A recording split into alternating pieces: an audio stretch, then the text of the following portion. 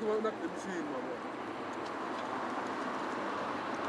that are assisting me to take your email addresses and your phone. Thank you very much, ladies and gentlemen. The so-called recount has no credibility at all, is not legitimate, and we will not accept that recount. We will not accept that which is unlawful. A call to African leaders that the most decent thing you can do to Zimbabweans is to ask Robert Mugabe to accept defeat and to go home. There's clear evidence of mental dislocation. Firstly, I'd just like to know if you know anything about the UN being... I call upon the international community, I call upon international humanitarian agents right now to intervene, in particular the Red Cross. There is a war in Zimbabwe. There is a war in Zimbabwe. The leaders in SADC must act. The leaders in Africa must act. And perhaps the United Nations must act for the very same reason. For the very, very same reason.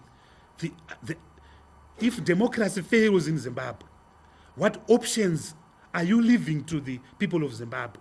Do you want the people of Zimbabwe to take up arms as has happened in every other African case where there is conflict? Somalia, Burundi, DRC, Darfur, Southern Sudan, Northern Uganda. Is that where you want us to push? Where you want to push us? And we are saying no, we don't want to go that route because we know that route is futile, is ephemeral. You can have a short-term gain, but because you have set the precedent of military destabilization, it will follow you.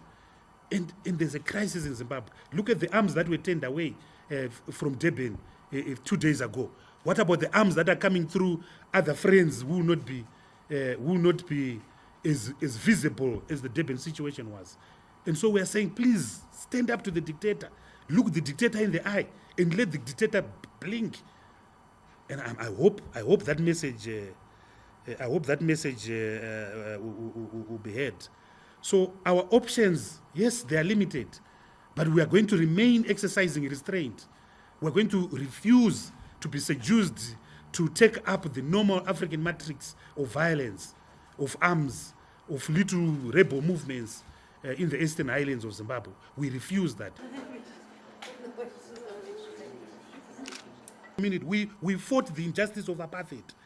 And why should injustice committed by a black person be treated on a less different matrix? And that's all we are saying. South Africa has got a role